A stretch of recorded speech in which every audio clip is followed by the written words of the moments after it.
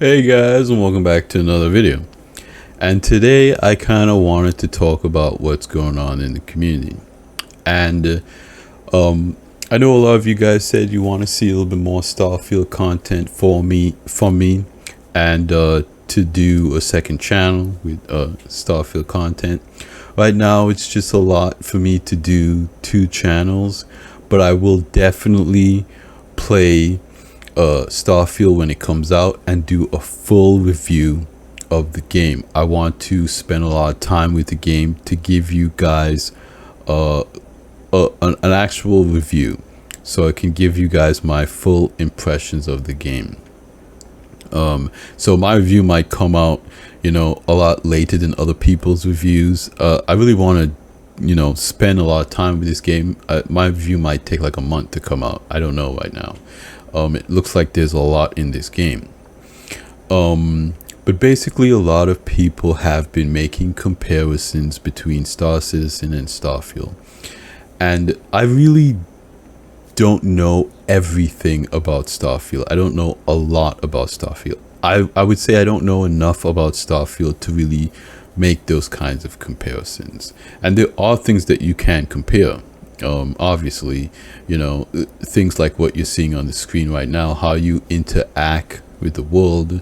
But they're very different games. So in my opinion, it's hard to compare them on those things because the goals of the game are different.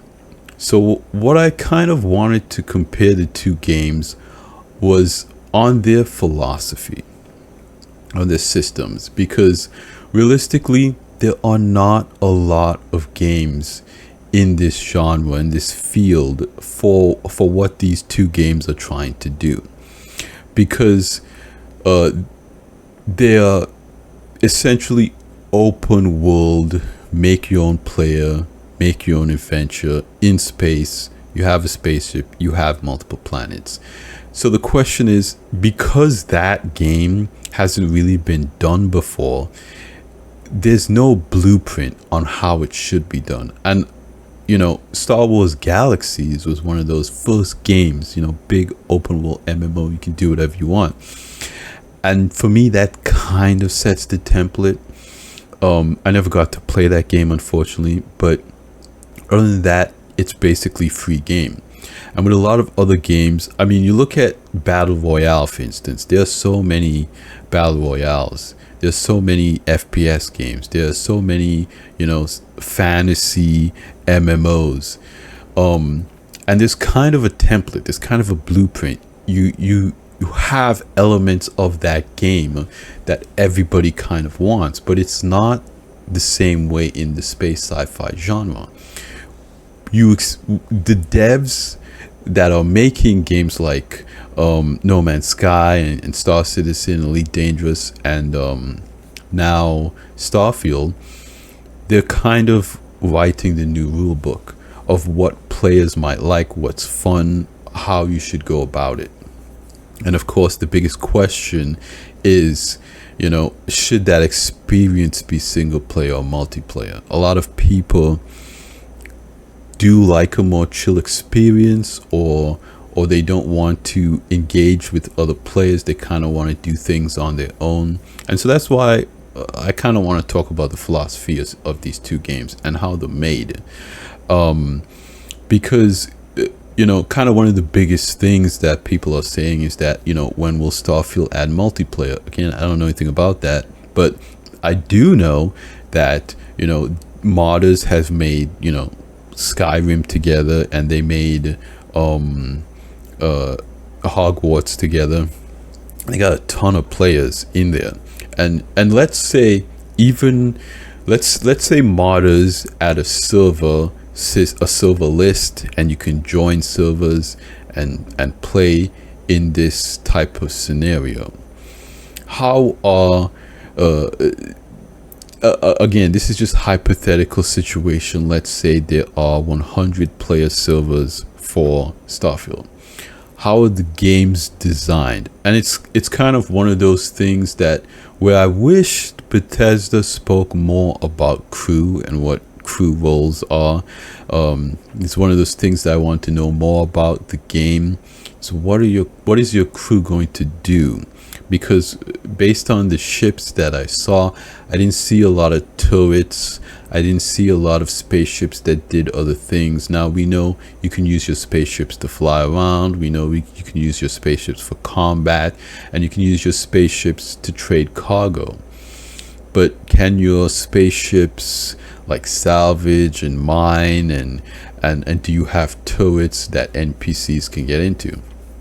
And it's kind of a big pivotal reason in kind of the way the ships are developed. Now, as you guys may know, I have a ship in Star Citizen called the Hammerhead, and this spaceship has no pilot controlled guns. That means that when I'm flying the Hammerhead by myself, I don't have access to any of the guns. I can't fire them. And the Hammerhead has a ton of guns. It's one of the highest DPS ships in the game. So you have one of the highest DPS ships in the game, but the pilot can't control it. It doesn't make sense for Starfield to design ships like that, because it's a single player game. So more than likely every ship in the game is gonna have pilot control guns, so the player can fire and engage with the content and the gameplay. But again, I don't know if there are going to be turrets in the game. So if you have a multiplayer experience where you invite your friends on your ship, what are your friends going to be doing? They going to be able to, use the turrets?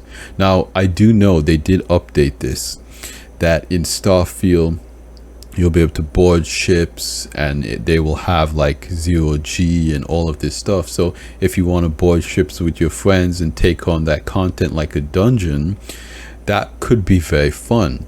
But it's a very different player experience than in Star Citizen, which is ships are designed to be, used by multiple people. So much so that there's even a community of players that dual box, which is essentially a practice where you use two computers and you use two game accounts and you play as two characters to be able to get the most out of your ship. I know a lot of people do this in salvaging. They would be in the salvage laser, and they would have their second character in the cargo hold managing the cargo. So dual boxing is something that is very popular in Star Citizen, because the game is so focused on balancing for multiplayer, and as larger ships come online, it is going to continue to be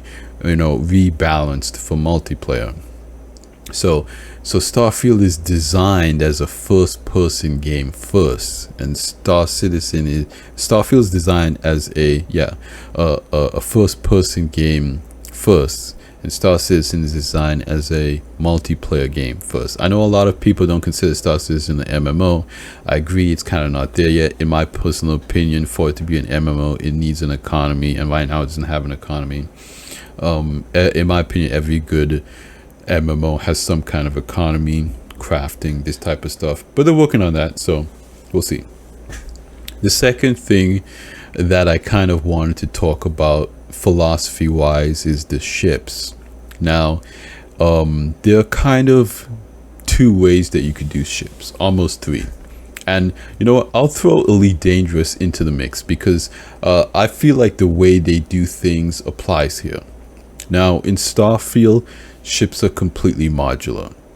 You have different modules that you put together to build a ship. Okay. In Star Citizen, you have pre-built ships, which is essentially all the hulls are the same, and they have smaller components inside the ships that you can kind of switch out, change and tune to rebalance how your ship are, the different guns and stuff like that. Now, why I bring up Elite is that Elite kind of sits somewhere in the middle, where you can essentially have a pre-built hull, but the modules in that pre-built hull allows you to do different things. So it sits somewhere kind of in the middle.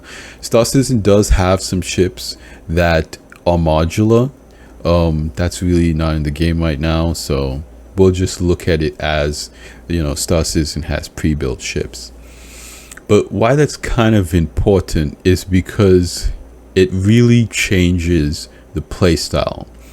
Now, Elite Dangerous is a good example because even though it has pre-built, because you can make any ship do anything, you could basically just refit the ship to do what you want to do. In Star Citizen, you really can't do that. All of these ships are bespoke for a specific task. If you want to be the best racer, well, you need a racing ship. If you want to be the best miner, well, if you want to mine at all, you need a mining ship. If you want a cargo haul, you need a ship that is kind of geared for cargo hauling. The best players, the people who are the best at doing that thing, have a ship that is specifically designed to do that thing. But in Elite Dangerous, there are ships that are, kind of more are better for racing, ships that are better for low flying and better for doing different things in the game, like transporting passengers and whatnot. But generally speaking, any ship is capable of doing anything, and Starfield is going to be kind of like that, where you have a ship and you can change out all the components. The age-old saying, with a new head and a new handle, my hammer will be brand new. Well, that's basically the philosophy that Starfield is coming from. You can change literally every part on the ship to the point where the original ship that you're modding or changing doesn't have a single component from the original ship anymore. That might be a situation that can present itself. So it is very modular, and that's a good thing for certain gameplay styles. Again, I'm not saying that that's a bad thing. It does lead to different balancing. Again, with Star Citizen, I think the major downfall of this system is that it means that the developers have to spend more time balancing every ship. And even now it's causing problems, and caused problems in the past, where ships like the Ion were released and they were very powerful, and CIG had to come back and they had to balance it because they wanted it to serve a different purpose in the game. So the major downfall of the bespoke hull kind of philosophy of ship design is that the developers have to pay close attention to the balance, so no one ship is overpowered or just kind of to pay to win, because again, CIG sells ships. But I would say, again, with Starfield, I feel like it is very cool and very fun to be able to build your ships, but it is it's a different kind of feeling when you have a bespoke hull. Those ships become very iconic in sci-fi. Again, you see a Starfield ship and it's a Starfield ship, but it's not the same situation where you see an Origin ship. You have that different sense of attachment. You have players who are like the Drake people, or your Origin person, or you're an Argo person. They kind of fall into those different camps, and they have a lot of attachment to those brands. And again, that is not something that's going to be absent from Starfield. No, I believe that Bethesda is going to put a lot of attention to detail in ship manufacturers and ship parts manufacturers. I believe that gameplay is going to be very deep and it's going to be very good. The lore of that, I'm very interested in seeing that and enjoying that, but it is slightly different. So whether either approach you think is better or different, it does lead to different types of gameplay, where someone in Star Citizen will really fine-tune what ships they have in their fleet, while in Star Citizen it's just like in Star Citizen it's a big thing. I know this. There are YouTubers that plan their fleets. There are fleet builder websites where you can go and you can view your fleet, you can view other ships, you can do comparisons. There are websites that you can compare Star Citizen ships to kind of figure out what's best for your playstyle, what you want to do, what these ships are good at, matching up their different stats, weighing your options.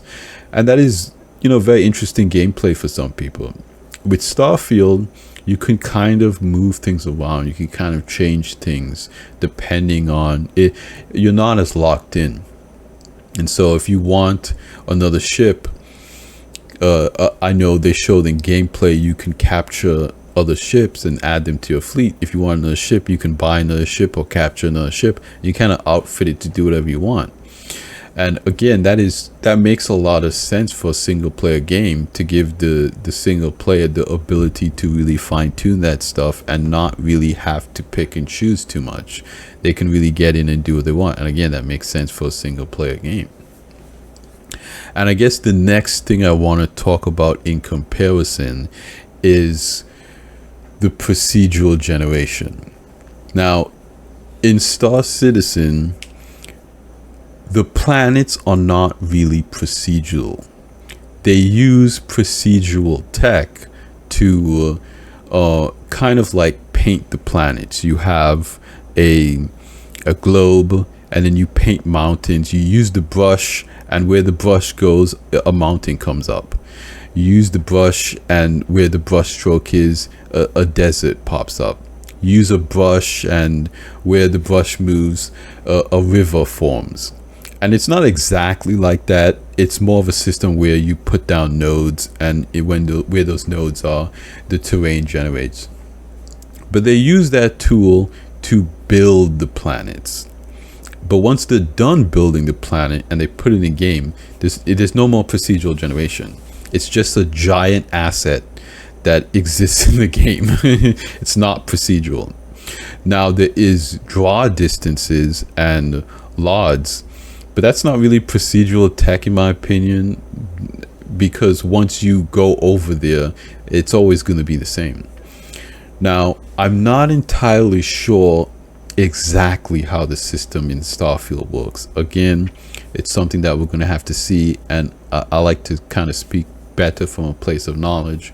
But based on what I'm hearing, is that the planets will be locked in, but the items will be procedural, like the outposts and whatnot. So you might go to a location, and for you it might be a tower, for somebody else it might be an abandoned mining location. And that is very different from Star Citizen. And again, that's not entirely a bad thing, but it is a very different system that, again, I would say makes more sense for a single player game, because you're the only one playing the game. So the location that you're interacting with can be tailored for you, and in my opinion, that could lead to a better experience for a single player. But it does possibly, and again, nothing I'm saying here is set in stone, and you guys know I don't like speaking from a place of speaking where I don't know about something, but we don't have a lot of details exactly. Again, I have to get the game in my hands and use it.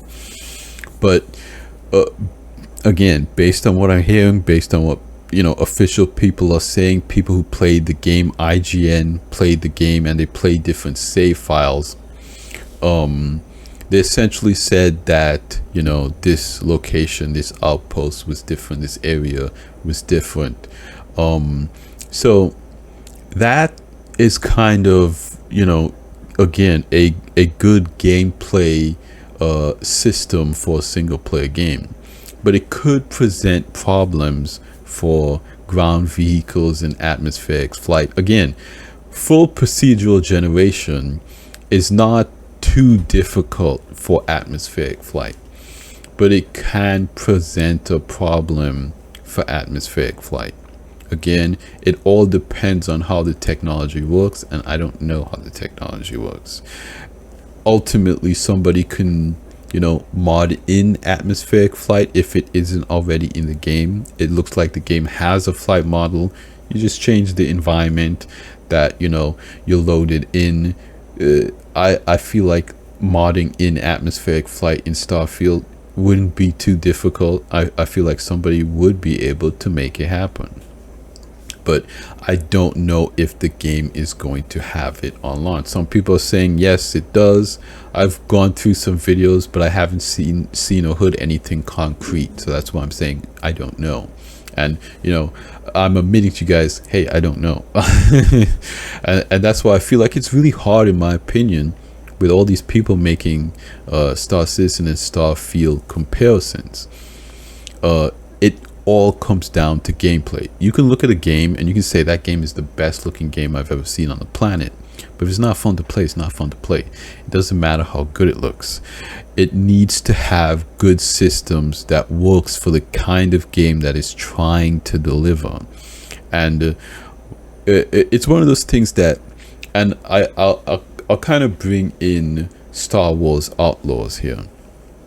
When you're making an open world game, and you're kind of setting the rules for everything that's going on, and the gameplay systems is what is going to make that game good.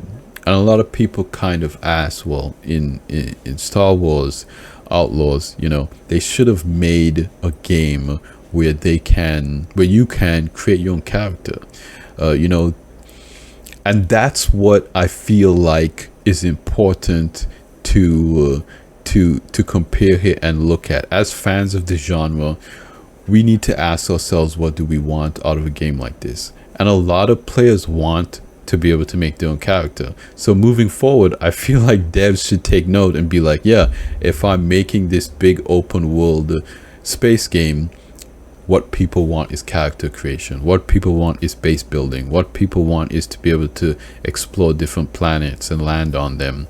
What people want is spaceship interiors, Elite Dangerous. And once we as a community, we as a fans of the genre decide this is what's important to us, this is what isn't, then we'll get better games. At the end of the day, I'm a fan of the genre. I want more games in this genre. I want better games in this genre. I love Star Citizen because, it said, hey, we're going to go out there and we're going to make this game. And I want more developers to say, hey, I'm going to go out there, I'm going to take this risk, I'm going to make this game. And I said this in my other video about Star Wars Outlaws. In Todd Howard's interview, he said, halfway through making Starfield, he kind of was like, yeah, now I know why, a lot of people don't make a game like this. It's because it's very hard. And he was saying that, making a game like this, it has to be a labor of love.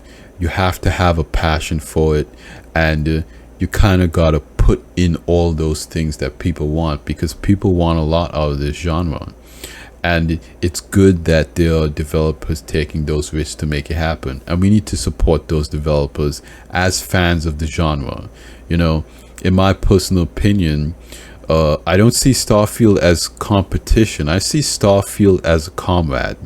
It's kind of what, the premise of this video is. But let me know what you guys think in the comments down below. Do you think Starfield is, brother in arms with Star Citizen? Do you think Starfield is a Star Citizen killer? Do you think Star Citizen is going to be the best space game ever made? You like Highlander, there can only be one? I want to know from you guys in the comments down below. I know there was a big feud between, Elite Dangerous and Star Citizen. I never understood that.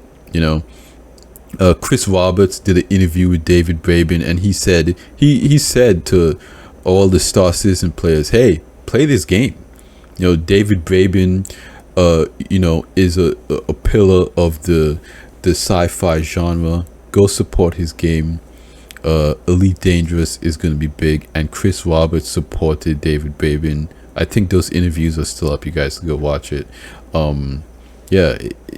It's not like that for him. He wants to make his dream space game. Doesn't really care about other space games. You should go play those other space games. You know, so yeah, let me know what you guys think in the comments down below. Do you think Starfield's competition? I think it's just a cool new game, and you know, again, fans of the genre should be excited about it. You know, I started playing Space Engineers. That's how, you know, that's where I come from. I played a ton of Space Engineers. Too much, really. But yeah, that's gonna be it for me here today. Again, you guys, I would love to know more about Starfield. If you guys want to tell me in the comments down below what you're excited about, what you're not. You're a Star Citizen player. Do you think that all of this stuff is just, you know, drama, and you're not really interested in Starfield? I want to know too. So like I always say in these videos, you guys, like this video if you like it, subscribe if you want to see more, and I will see you guys in the next one. Salute.